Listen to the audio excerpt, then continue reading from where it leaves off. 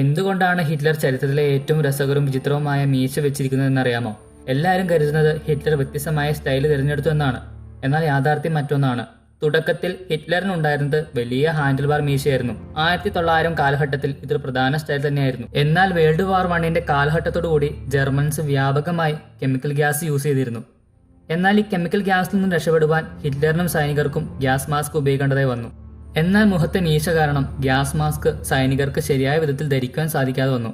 എല്ലാ സൈനികരോടും മുഖത്തെ മീശ വെട്ടിമാറ്റുവാൻ ഉത്തരവിട്ടു. എന്നാൽ ഹിറ്റ്ലർ വ്യത്യസ്തമായി തന്റെ മീശയുടെ ഇരുവശങ്ങളും മാത്രം വെട്ടിമാറ്റി. യുദ്ധാവസാനത്തോടുകൂടി മറ്റ് സൈനികരെല്ലാം തങ്ങളുടെ പഴയ രീതിയിൽ മീശ വെക്കുകയും എന്നാൽ ഹിറ്റ്ലർ ആകട്ടെ തന്റെ ടൂത്ത് ബ്രഷ് മസ്താച്ച് എന്ന സ്റ്റൈൽ തന്നെ മീശ തുടർന്ന് വെക്കുകയും ചെയ്തു. ചിലർ പറയുന്നത് ഹിറ്റ്ലർ തുടർന്നും ഈ മീശ വെക്കാൻ കാരണം ഹിറ്റ്ലറിനെ വ്യത്യസ്തമായി മറ്റുള്ളവരിൽ നിന്നും പെട്ടെന്ന് തിരിച്ചറിയാൻ വേണ്ടിയാണെന്നും, എന്നാൽ മറ്റൊന്ന് ആ കാലഘട്ടത്തിൽ നടന്ന കലാപങ്ങളുടെ എല്ലാം പ്രതീകാത്മകമായിട്ടാണെന്നും പറയുന്നു. തമാശ എന്തെന്നാൽ ഇതേ മീശയാണ് പിന്നീട് ചാർലി ചാപ്ലിനെ ജനപ്രിയമാക്കി മാറ്റിയതും.